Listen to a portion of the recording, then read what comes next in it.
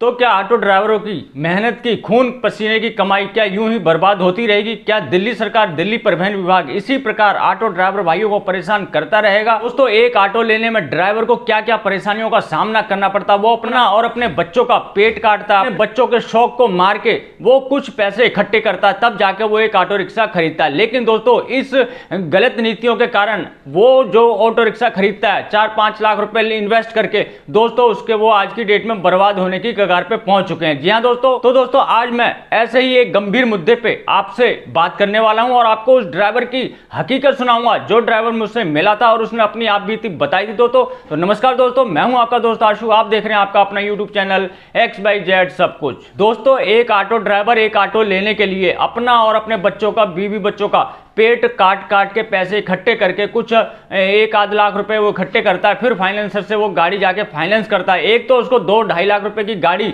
6.5-7 लाख रुपए में मिलती है दोस्तों, और वो ब्याज को समेत अगर मिला लें आज की डेट में तो एक ऑटो रिक्शा करीब 8 लाख रुपए का उसको पड़ता है। जब वो धीरे धीरे करके अपने बच्चों का पेट काट के, अपने बच्चों का शौक मार के और दोस्तों बहुत ही ज्यादा परेशानियों के दौर से गुजर के वो जब उस गाड़ी की पूरी किस्तें वापिस कर देता है, गाड़ी फ्री कर देता है, फिर भी उसके सामने वही समस्या खड़ी होती है कि उसकी जो गाड़ी है उसके नाम पे ट्रांसफर नहीं हो रही है। दोस्तों, दूसरी बड़ी समस्या यह है, दिल्ली के अंदर इतने सारे जो बेनाम ऑटो चल रहे हैं। बेनामी का मतलब, मेरे कहने का मतलब यह है, मान लीजिए किसी ड्राइवर ने किसी से गाड़ी खरीदी परमिट होल्डर से, और वो परमिट होल्डर जो है वो लापता हो चुका है और जो ड्राइवर है वो परेशान है गाड़ी ट्रांसफर करने को। ऐसे ऑटो से कोई दुर्घटना हो जाती है तो ऐसे में कौन जिम्मेदार होगा? दिल्ली सरकार को, दिल्ली परिवहन विभाग को इस पर गंभीरता से संज्ञान लेना चाहिए और ऐसे ड्राइवर भाइयों के लिए एक नई योजना बनानी चाहिए ताकि इन ड्राइवर भाइयों को जो है राहत मिले। चलिए दोस्तों, सबसे पहले मैं उस ड्राइवर की आपको बात सुनाता हूं, उस ड्राइवर ने हमसे क्या क्या कहा। कि अगर दोस्तों आप हमारे चैनल पर पहली बार आए हो तो चैनल को सब्सक्राइब करके बेल आइकन जरूर दबा देना, क्योंकि इसी प्रकार की जानकारी आपको हमेशा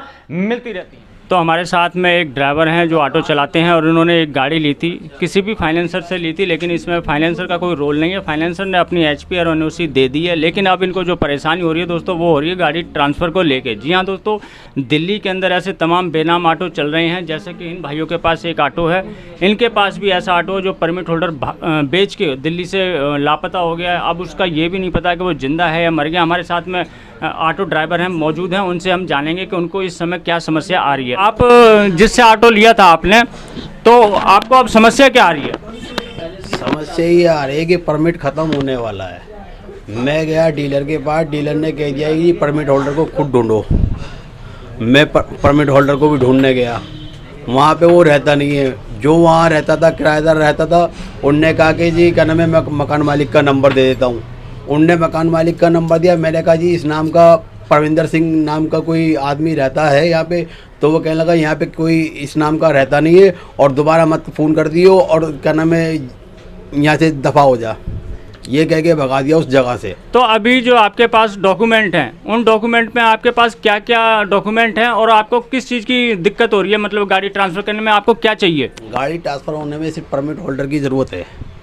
सिर्फ वहाँ पे वो पेश होगा और पेश उसे साइन करने हैं, OTP देनी है, गाड़ी मेरे नाम पे ट्रांसफ़र हो जाएगी। ये परमिट होल्डर कहाँ पे रहता था?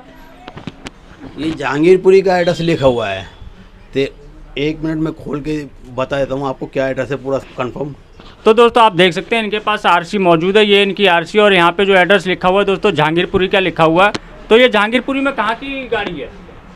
जहांगीरपुरी में जो फ्लैट है, जो सरकारी क्वार्टर कटे हुए हैं, वहाँ के है एड्रेस ही है भाई साहब। तो दोस्तों आप यहाँ पे देख सकते हैं इनके पास सारे डॉक्यूमेंट मौजूद हैं, RC भी है, HP भी है, और जो फाइनेंसर ने NOC दी है दोस्तों वो भी है। सिर्फ इनका काम अटका हुआ OTP की वजह से, और लापता होने के कारण जो परमिट होल्डर है वो लापता है, जिसके कारण इनकी गाड़ी ट्रांसफ़र नहीं हो रही है। दोस्तों, दिल्ली के अंदर इस प्रकार के तमाम ऑटो बेनाम चल रहे हैं जिनके परमिट होल्डर बेच के भाग चुके हैं। ऐसी गाड़ियों से अगर कोई दुर्घटना होती है तो इसका जिम्मेदार कौन? दिल्ली सरकार होगी या फिर ये ड्राइवर होंगे या फिर जो परमिट होल्डर होगा? तो दोस्तों ये सवाल बहुत ज़्यादा गंभीर है, जिस पे दिल्ली सरकार को, परिवहन विभाग को जो है इस पे संज्ञान लेना चाहिए और ऐसे ड्राइवर भाइयों की मदद करनी चाहिए। और ऐसे जो ऑटो दिल्ली के अंदर बेनामी चल रहे हैं इन पे नकेल कसनी चाहिए और परमिट होल्डर जो लापता हैं और ऐसे ड्राइवर भाई अपना पैसा लगा के रो रहे हैं, जगह जगह भटकने को मजबूर हैं, उनकी मदद करनी चाहिए। उनकी गाड़ी ट्रांसफ़र करने के लिए OTP वाला सिस्टम हटा देना चाहिए, जिससे कि इस प्रकार के जो केस हैं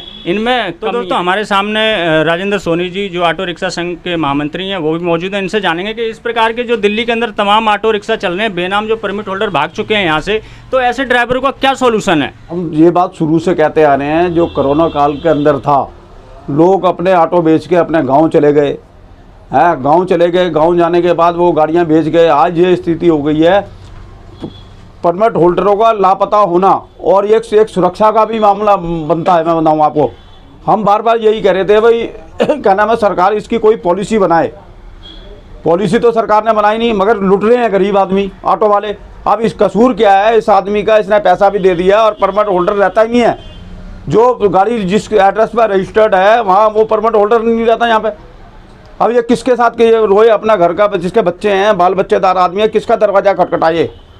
तो हम तो यही कहना चाह रहे हैं आपके चैनल के माध्यम से, सरकार इन परमिट होल्डरों के खिलाफ जो लापता हो गया सख्ती से कानूनी कार्रवाई करे और इन लोगों की गाड़ियाँ जो हैं जिन्होंने खरीदी हुई, इनके पास सबूत हैं, उनकी गाड़ियाँ ट्रांसफ़र करे। और ऐसे बहुत सारे बेचारे गरीब आदमी हैं जो ऑटो चला रहे हैं, जिन्होंने गाड़ियाँ खरीद ली हैं, और जिन्होंने गाड़ियाँ खरीद ली हैं आज वो घूमे जा रहे हैं, वो जाते हैं परमिट होल्डर है नहीं, एड्रेस ही गलत हैं ज़्यादातर दिल्ली के अंदर।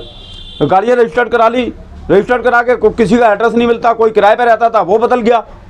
ये सारे ऐसे ये मुद्दे हैं, ये सुरक्षा का मामला बहुत ज़बरदस्त बन रहा है। और बार बार हम कमिश्नर साहब से और क्या नाम है कैलाश गहलोत जो मंत्री है, उनसे भी ये निवेदन कर रहे हैं भाई आप इसकी पॉलिसी बनाओ, नहीं तो दिल्ली के अंदर कोई ऐसी वारदात होगी ना, घटना घट गई तो किसको पकड़ेंगे ये।